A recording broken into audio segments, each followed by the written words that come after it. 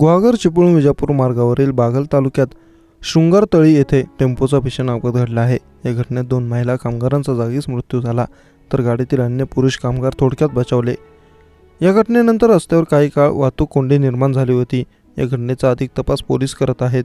शृंगारतळी येथील बरमारे नर्सरीजवळ आज सकाळच्या सुमारास टेम्पोचा MH04BU 4151 मागील टायर फुटल्याने भीषण अपघात घडला।